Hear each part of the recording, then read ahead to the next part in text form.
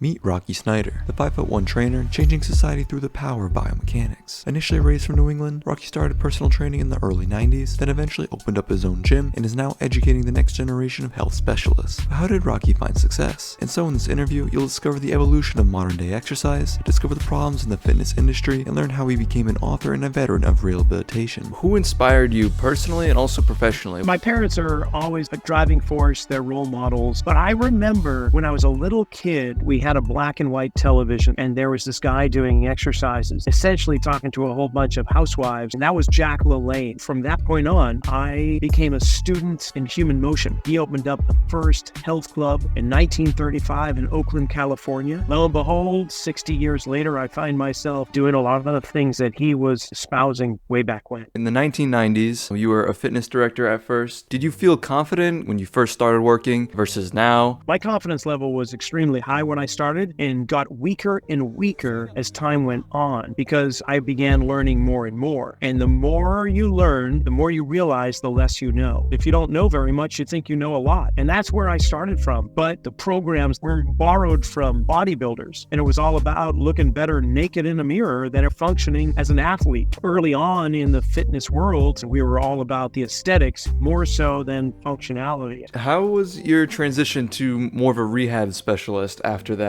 I do a lot of rehab now, and in part, it's because the way our culture has progressed on in these last 30 years. There was a lot of things that have come about that have reduced the need to be as active, even with the pandemic. How many kids were told that they had to learn on their computer, while at the same time to limit your screen time and to go out and play? There's a whole generation that is growing up with less activity, and if we don't use our bodies, things begin to break down. The average person walking in back in the 90s was a much higher level than the average person walking in today. And we've got greater population of people that are overweight and obese than ever before, regardless of how many personal trainers that are out there. So even though I might want to work with people of a certain level, I find myself working with people dealing with chronic pain. Could you speak about the Emerson Publishing Company? Emerson is actually my middle name. Back in the late 90s, I'm in Santa Cruz. It is the surf capital of the US. And because of that, in the earlier years, I felt like I could marry these two passions together. In pursuing that passion, I wrote this book called Fit to Surf, to help surfers get in shape. And there was one approach called self-publishing, where you could become your own publisher, but you had to become a publishing business. Emerson Publishing came about because of my desire to write a book, and I've had a couple other books under that label for friends that wanted to do the same thing. What's the story and the journey behind opening up your own gym? It came about because the health club that I was working weren't keen on bringing people off-site and taking them outdoors. And in the early morning hours, that's what I would do. But then I was told, oh, we can't do that, and we're not covered for it. And I happened to have a couple of friends that were interested in doing the same, so we formed a small partnership and opened up our doors in March of 96. One partner wanted to do other things, so they left, and then the other partner eventually left, and I ended up having the whole business to myself, and we just kept going with whatever was in front of us. I love the movie Martian with Matt Damon. He's out on Mars, and he's stranded. He has to figure out a way of surviving and eventually making his way back to Earth, and essentially, in the movie, he says, I could only focus on what was in front of me, and I would figure out that problem, how to solve it, and then move on to the next one. And if I did it enough times, I could get home. And that's what I think of in the back of my head. There's always going to be things that come up. I need to find a solution to it and then move on to the next one. In life, we do that, but in business, it's the same. What's the purpose behind the Zelo podcast? I began doing fitness podcasts called the Rock Fit Files, and that's where the Zealous podcast came into play. All of these professionals are behind the scenes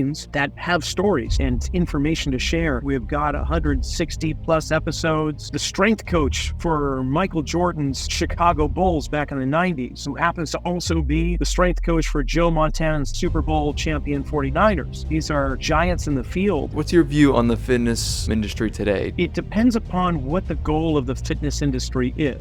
If the goal of the fitness industry is to help the nation overcome the war on obesity, we're doing horribly. There are are more personal trainers than in the history of mankind. And yet, the obesity rate continues to climb. While at the same time, we're trying to counteract that by doing ultra high intensity. And they're doing that with bodies weaker than the average. There was a car back in the 80s called a Yugo, and it was a really crappy car. The average American is kind of like a Yugo, and we're trying to put a Formula One race engine under the hood. Now, we can take it around the track, and it can probably do time trials, but eventually that thing is going to fall apart. And that's what we're seeing with bodies that weren't conditioned, but instead deconditioned. I want to get your view on supplements. Are they good? Are they bad? I'm not a supplement expert. You mentioned creatine. Creatine is the only one that really has stood the test of time. Other supplements, I just don't know enough. I would rather surround myself with select food, that is the word soul, S-O-U-L, seasonal, organic, unrefined, and local. If you could surround your diet with soul food, I think you're going to be better off without supplements, because if it is whole organic food, you're going to get the nutrients from there. Has society caught up with our biomechanics? What's one of the biggest things in our biomechanics that you think we can improve on today? Before there were cars, we had to walk from one place to the other. There's an ideal way in which everyone should move. If that's missing, how are they compensating? More often than not, they've had something happen earlier in their life, an injury, an accident, a surgery that has changed the way in which they move. So our farm strength diminished and our industrial strength increased. And a lot of that is sitting in front of a screen. And when we get up out of that environment, we begin to see that we move based on where we've been adapting. What's your view on nutrition? I do think sometimes it's hard to see the forest through the trees. We get so deep into the analytical aspect of nutrition that we don't step back and look at the bigger picture. What if we looked at how the human existence was occurring prior to an industrial revolution? There were times where there was growing seasons, food was scarce. These times where we had a surplus of food, we gained fat, and then we utilized those fat stores just like any other animal. There's going to be times where we need to put on weight and need to take off. And at this stage in our culture, we only have one of those times. We have a way of systematizing things, but life is not that way. As an author today, how has the books impacted you? The first 3 books, they're all crap as far as I'm concerned. I mean, there's probably some benefit to it, but I didn't know. And I was basing a lot of that just on selecting gym exercises, which ones might be good for this particular athlete. It was more or less a menu, and I chose to create a program for those particular athletes. But my last book, called Return to Center, what I learned was there's some